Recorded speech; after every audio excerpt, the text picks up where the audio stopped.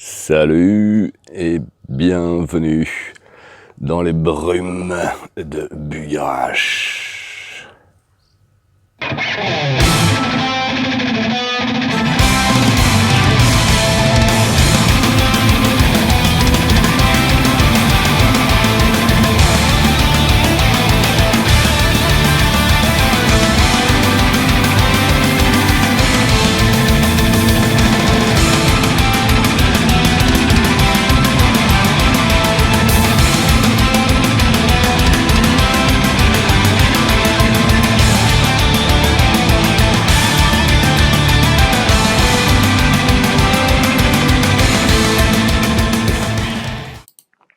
L'article 16 du Code civil porte que la loi assure la primauté de la personne, interdit toute atteinte à la dignité de celle-ci et garantit le respect de l'être humain dès le commencement de sa vie. Alors avant de revenir un peu sur cette phrase et le sens qu'elle peut avoir, je vais m'attarder un peu sur le texte dont elle est issue, le Code civil, et le contexte d'origine de ce texte. Le Code civil, c'est quoi, c'est qui? C'est un recueil de lois imposé par Napoléon Ier, empereur des Français, de 1804 à 1815. Ce furent là 11 années d'une gloire militaire incomparable et d'une dictature bancaire un peu moins célébrée, mais d'autant plus remarquable qu'elle n'a cessé de s'accroître depuis, au point de culminer aujourd'hui dans le délire totalitaire mondial, abject et stupide que certains appellent Nouvel Ordre Mondial, et qui n'est que la caricature satanique et grotesque de l'idéal de l'unité humaine, bien décrit au XXe siècle par l'Indus Sri Aurobindo. Le Code civil, c'est donc l'ensemble des lois imposées au peuple de France par Napoléon, et imposées à Napoléon par les banquiers qui l'ont mis au pouvoir. Ils l'ont mis au pouvoir pour ça, pour imposer leurs lois de parasites à la nation la plus ardente et la plus prospère du monde, la France. Moyen pour eux de parachever le coup d'état bourgeois réalisé sous la Révolution française, et d'instaurer pour de bon leur tyrannie vampirique, aujourd'hui défendue et assumée par un gars qui se vante d'avoir fabriqué le pantin que les banquiers utilisent pour détruire la France, comme les banquiers ont utilisé Napoléon pour détruire l'Europe et se gaver comme des charognards dans ses ruines et dans le sang de ses peuples. Et encore, ce n'est pas sympa pour les charognards, parce qu'il y en a quelques-uns par ici, des vautours et tout, mais leur fonction est écologique, à eux, tandis que celle des parasites bancaires n'est pas vraiment écologique.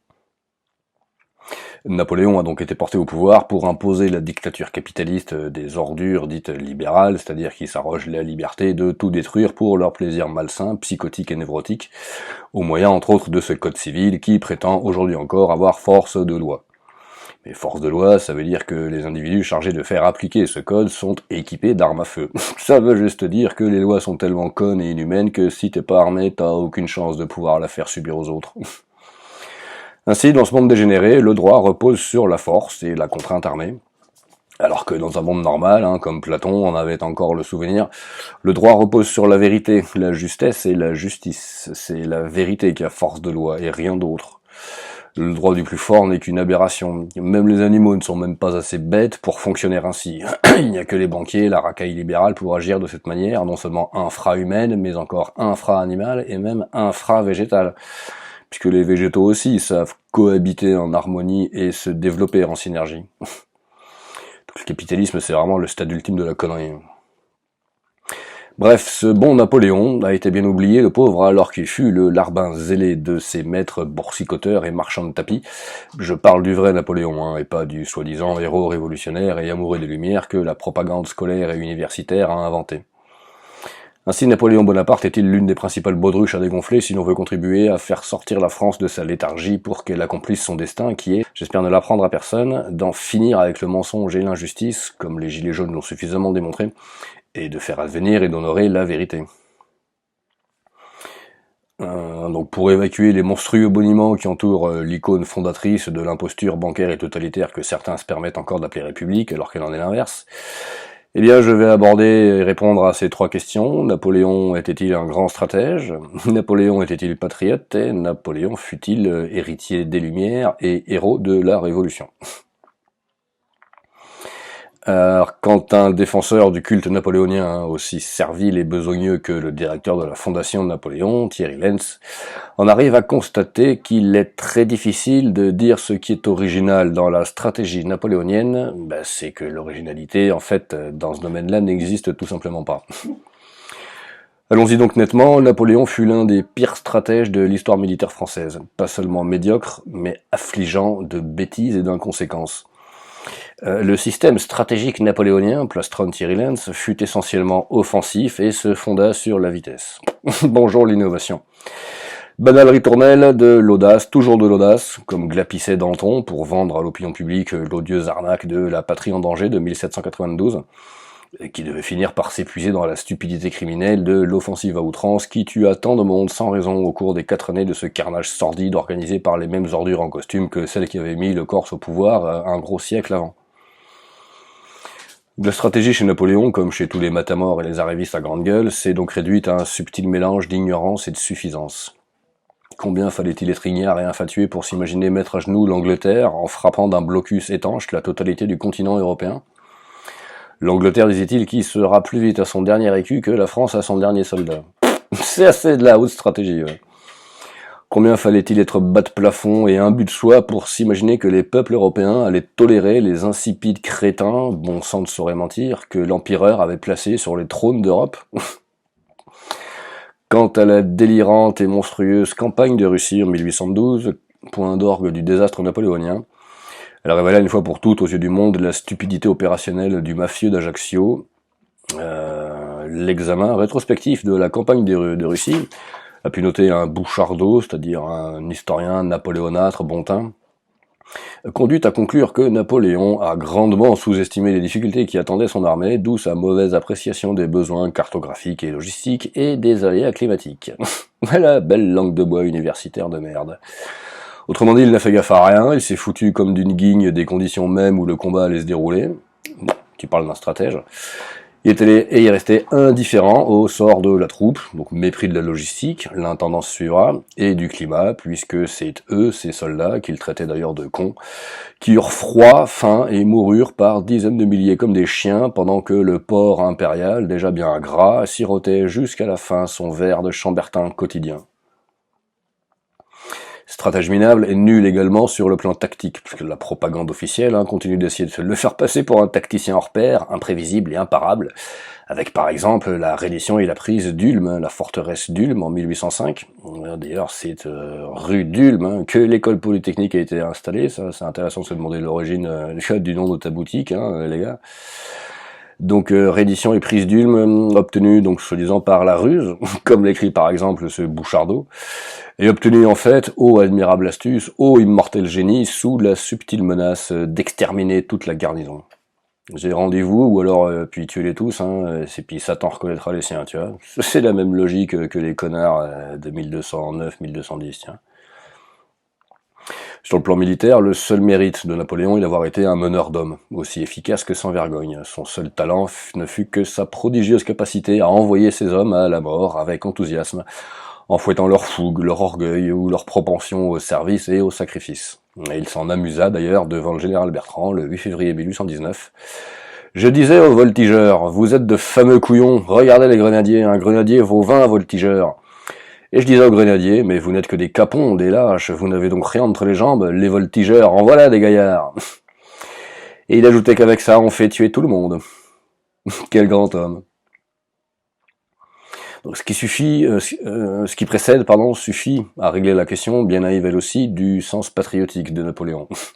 Opportuniste et profiteur, sans foi ni loi, il avait de qui tenir, puisque son père Carlo, qui rejoignit d'abord Pascal Paoli, l'indépendantiste corse, pour refouler le colonisateur français en 1768, et jusqu'à la défaite et la fuite de Paoli l'année suivante, sut transmettre à son fils la fibre patriotique. Henri Guillemin, qui est un historien sérieux, lui, rapporte qu'une fois Paoli vaincu, et n'écoutant que son courage, Carlo Bonaparte aussitôt change de camp, passe du côté des vainqueurs, collabore avec eux, et ferme les yeux en souriant sur la liaison affichée de sa très jeune épouse Laetitia avec le gouverneur français Marbeuf, un homme de plaisir que Paoli traitait de pacha luxurieux. La mère de Napoléon préféra donc la compagnie de ce cuistre, tellement plus intéressant à fréquenter que ce pauvre Paoli, dont elle riait beaucoup. Galant certes Paoli, disait-elle, mais incapable. Incapable de sauver l'honneur ou incapable de tirer profit de l'occupation française.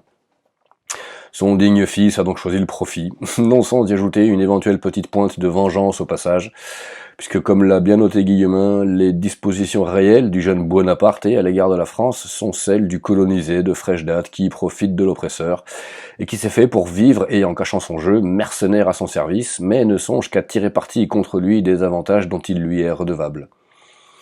De nos jours on appelle ça une racaille, hein. Et si le besoin d'une telle revanche est aisé à comprendre, il n'autorise certes pas à faire comme si le revanchard en question, en assouvissant sa propre petite rancune, avait sauvé la France et l'avait amenée au fait de la gloire, car c'est faux, puisque non seulement c'est la France, la bonne foi généreuse, l'espérance et la confiance, le courage, l'héroïsme et le sang des Français qui ont permis à ce parasite d'accéder au sommet du pouvoir et de la gloire, mais encore ce caïd, en l'occurrence, authentique fils de pute et fier de l'être, n'a réussi au final, mais il s'en foutait bien, qu'à laisser notre pays exsangue, ruiné et réduit à des limites plus étroites qu'en 1792. Un caïd, ajoute Guillemin, pour s'enrichir a besoin d'hommes de main, de tueurs à gages, et pour cet emploi, le gangster corse a réussi le tour de force de se procurer tout bonnement l'ensemble des conscrits français. Napoléon l'a résumé ainsi, concis et précis comme il savait l'être, à Roederer, l'un de ses magnats qui le tenait en laisse, en 1809. La France, je couche avec elle, et elle me prodigue son sang et ses trésors. La classe. C'est le même connard qui déclara à la fin de sa vie, pour l'édification patriotique et morale des générations futures, « Je désire que mes cendres reposent au milieu de ce peuple français que j'ai tant aimé. » Alors, il se trouve en l'occurrence que le majestueux tombeau de porphyre rouge des Invalides est vide, et que les Anglais ont gardé la dépouille avec eux. Grand bien leur face, hein. Pour une fois que la perfide nous rend service. Rien d'étonnant au fond de la part de quelqu'un parfait capitaliste qui refuse et ignore tout simplement l'amour. Je n'apprécie les gens que dans la mesure où ils me sont utiles et pendant qu'ils le sont. Et je dis que quand un homme s'imagine que l'amour existe, cela ne peut être que nuisible à son bonheur. Et les terribles aigreurs d'estomac dans lesquelles Napoléon succomba sont là pour en témoigner. Triste cire en vérité. Napoléon, homme des Lumières, donc. Ben oui, ça dépend, hein. Celle de Rousseau ou celle de Voltaire, hein, parce que comme Henri Guillemin, là aussi, a été un des seuls à l'avoir bien démontré, si bien démontré du moins, c'est qu'il y a deux blocs dans les Lumières, hein, deux courants, deux approches irréconciliables. D'abord la pensée sociale, chrétienne et humaine, inattaquable, tant elle est pertinente et cohérente, de Jean-Jacques Rousseau, mais aussi de l'abbé Gabriel de Mably, hein, par exemple. Et ensuite, la posture, hein, c'est surtout pas une pensée, mais la posture libérale, c'est-à-dire esclavagiste, impérialiste et parasitaire, de Voltaire. Là, faut faire son choix, tu vois. La première tendance fut défendue et illustrée sous la Révolution par Robespierre, et la poignée de ses proches, Couthon, Saint-Just, Bon Saint-André, et la seconde par la racaille girondine de Mirabeau à Barras, qui finit par mettre le Corse au pouvoir.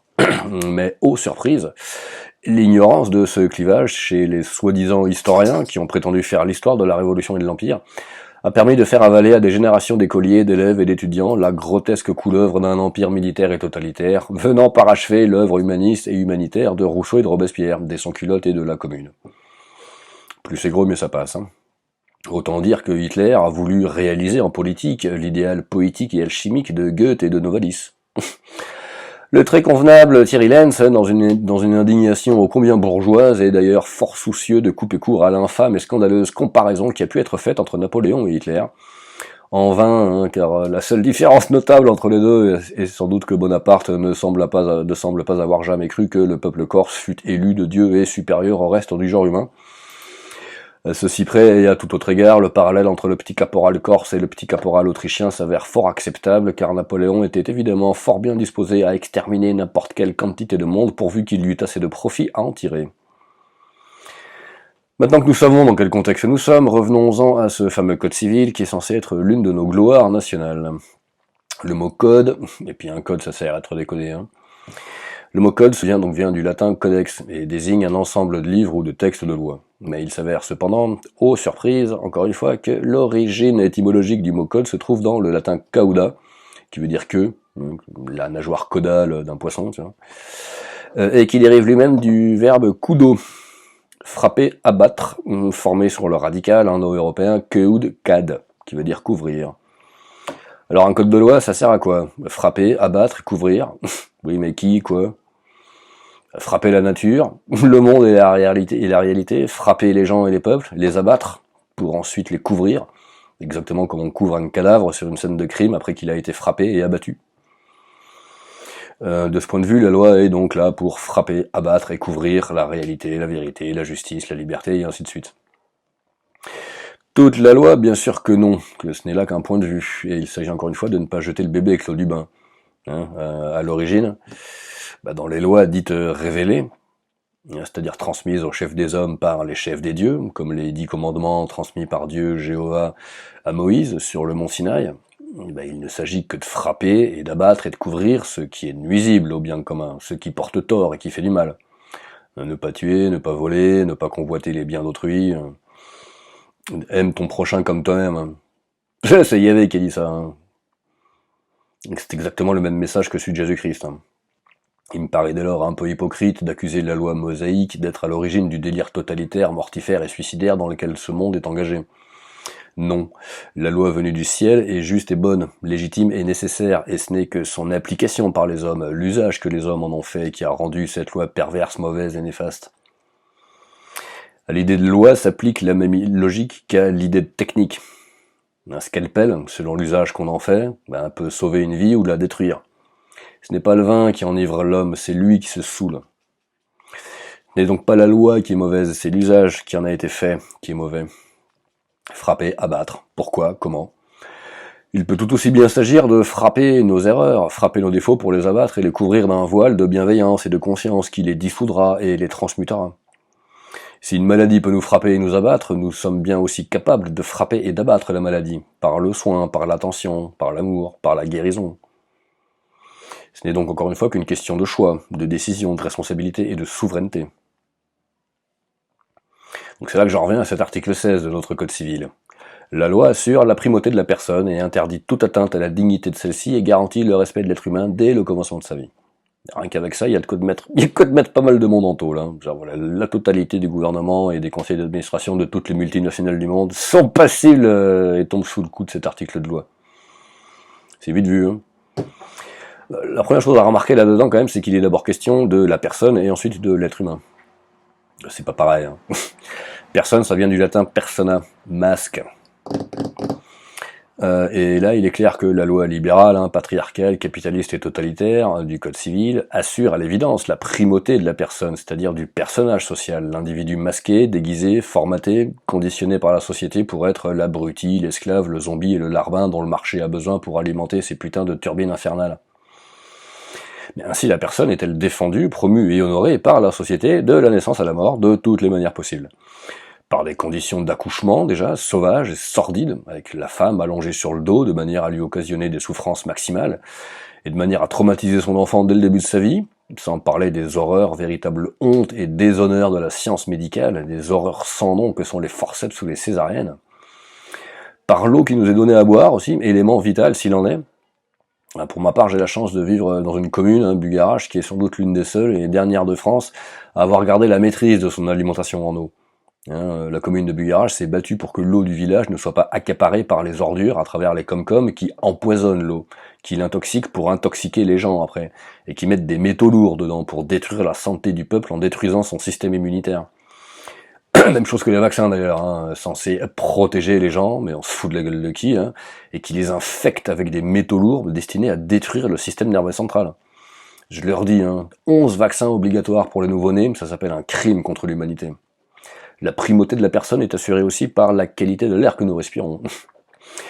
Chargé de métaux lourds, lui aussi, au moyen de ces putains d'épandages aériens massifs que l'on appelle les chemical trials, les chemical drills, et par le feu aussi, parce que même l'élément feu est exploité par les tarés qui dirigent ce monde pour nous affaiblir et nous abattre, à travers l'activité électromagnétique ultra intense, malsaine, pathogène et mortifère dans laquelle nous baignons où que nous soyons dans n'importe quelle ville de France.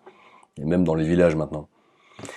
Et par la terre et la nourriture aussi, évidemment, parce que la terre de France est agressée par des tonnes de putains de saloperies chimiques, de poisons ignobles, recyclés de l'industrie militaire, pour détruire les sols et empoisonner notre nourriture. Et ainsi de suite. Le textile est toxique, les revêtements de surface des habitations sont toxiques, les savons et les cosmétiques sont des saloperies toxiques, le dentifrice au fluor et toutes ces merdes. Partout et à chaque instant, la société assure la primauté de la personne, donc ce masque hypocrite et mensonger qui transforme l'être humain en sous-homme, en loque infra-humaine dégénérée, pire encore qu'un animal soumis à son instinct. Voilà, ça c'est la pratique. Car en théorie, bah, la loi est juste et bonne, hein, quand elle dit qu'elle assure le respect et la dignité de l'être humain, puisque c'est sacré, la dignité humaine. L'intention est noble comme celle de Dieu quand il nous dit « tu aimeras ton prochain comme toi-même ». Mais tout est dans l'amour de soi, en effet, parce que pour aimer et respecter les autres, il faut quand même d'abord commencer par s'aimer, se respecter soi-même. L'article de loi ainsi formulé est donc bon, juste et sain, mais il est trahi et renié par ceux et celles qui ont soi-disant pour fonction de le faire appliquer. Par exemple, à travers des conditions d'accouchement dégradantes, ignobles, traumatisantes, sordides, qui font que l'être humain, dès le début de sa vie, eh bien, va détester sa vie, va détester le monde, et va se détester lui-même. Il aura peur de cette vie et de ce monde, qui, dès le départ, ne sont que violence et souffrance gratuite. Et il va donc détester ses semblables, il en aura peur, et il les combattra, et ainsi de suite, et c'est le cycle infernal et le cercle vicieux de l'enfer sur Terre. Tout ça est voulu, délibéré et mis en place de manière parfaitement voulu et délibéré dans ce but. Or, il se trouve qu'en ce moment, c'est l'apocalypse, d'accord, la révélation. Hein. De tout ça, des conneries que je viens de vous dire, entre autres, hein, de tous ces mensonges et de ces réalités qu'on a un peu trop tendance à ne pas trop vouloir regarder en face. Et l'apocalypse, c'est le moment où les masques tombent. Et la tragicomédie sociale et sa faramineuse hypocrisie et son ignorance et son mépris hallucinant de la vérité et de la réalité sont en train de voler en éclats et de tomber en poussière. Et derrière le masque, qu'est-ce qu'il y a ? Il y a un être humain, qui n'a plus que constater que l'article 16 de notre code civil, il est faux, hein, puisque le respect de l'être humain, il est bafoué, il est renié, il est frappé et abattu, dès le commencement de sa vie et jusqu'à la fin, comme on l'a vu, hein, par tous les moyens possibles et imaginables. La loi existe, mais elle n'est pas appliquée, elle est trahie et ignorée. Par qui, pourquoi, on s'en fout, ça c'est secondaire, l'heure n'est plus à la dénonciation et à la condamnation. Il y a autre chose de mieux à faire, se respecter soi-même. Il a déjà été reproché, par exemple, au décalogue, aux 10 commandements, tu ne voleras pas, tu ne mentiras pas, tu ne tueras pas, tu ne prendras pas la femme de ton voisin. Il a été dit que ça ne concernait que le petit peuple, la petite tribu de Moïse, et que les goïs, les goïms étaient exclus, et que tu pouvais tuer un goï, qu'il fallait même le tuer, et puis lui prendre ses biens, et le réduire en esclavage. C'est une possibilité qu'il est un peu risqué de prendre, au même titre qu'il est risqué de juger les mentalités d'un peuple ancien avec la mentalité, à nous, de peuple moderne. Et puis, même si c'était le cas, peut-être que le racisme hébreu de l'époque, hein, s'il a existé, procède simplement d'une nécessité vitale et de survie qui était liée à la situation d'oppression et de fuite permanente dans laquelle ce peuple a pu se trouver pendant quelques décennies ou quelques siècles. Ça c'est possible aussi, hein. Donc ça ne justifie certainement pas ni le racisme, ni l'esclavage, ni le mépris de race ou de classe, mais enfin ça peut contribuer à l'expliquer, hein. Et puis si ça l'explique, c'est que t'as compris, puis si tu l'as compris, c'est que c'est plus un problème. D'accord ? Donc ça par contre c'est valable hier comme aujourd'hui. Hein. Qu'à partir du moment où on a décidé de se respecter soi et de s'aimer soi, on pourra commencer à aimer son prochain comme soi-même, comme Yahvé et Jésus-Christ nous l'ont dit. Ça coûte rien d'essayer, hein. Une fois que la décision a été prise, l'acte politique est de souveraineté par excellence, la prise de décision. Alors dire moi la décision de se respecter et de s'aimer a été prise, il s'avère que l'on se fait respecter par la suite, que l'on est aimé et respecté. C'est un phénomène technique et vibratoire et physique, hein, ça aussi. À partir du moment où la décision a été prise en son âme et conscience, les conditions pratiques et les modalités concrètes et opératives d'une vie respectable, aimable, honorable, se présentent et se mettent en œuvre d'elles-mêmes.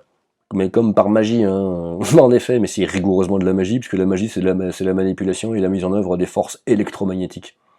D'accord ? Ni plus ni moins. Donc comme par magie, en effet, puisque par l'effet d'une émission de conscience, d'accord, une libre décision, puissante, intense, assumée, délibérée, reconnue, ainsi de suite. C'est une impulsion, en fait, électromagnétique, et quantique et fractale aussi, hein, holographique, hein, qui se répercute et qui agit à tous les niveaux et à tous les degrés de l'existence, hein, des plus épais, denses et matériels, jusqu'au plus élevé et au plus subtil. jusqu'au niveau des anges et des archanges qui nous écoutent, qui nous suivent, et puis qui attendent un peu qu'on se bouge le cul, et puis qu'on leur demande aussi, maintenant, je suis libre, et c'est moi qui décide pour ma vie, et pas un banquier ou un connard de marchand de tapis, d'accord? Genre les anges, ils entendent ça là-haut, ils sont contents, je pense, tu vois. Ils disent, ah ouais, bah putain, ça y est, il était temps, tu vois. Ah, bravo les gars, c'est quand tu veux, tu vois. Voilà, et c'est ça qui entraîne les répercussions correspondantes et appropriées, les répercussions concrètes et directes dans la vie réelle, peu à peu, au fur et à mesure. Bien, j'y peux rien, ça se vérifie ce que je dis là, hein. C'est pas une invention, c'est un constat vérifié. D'accord? Pax.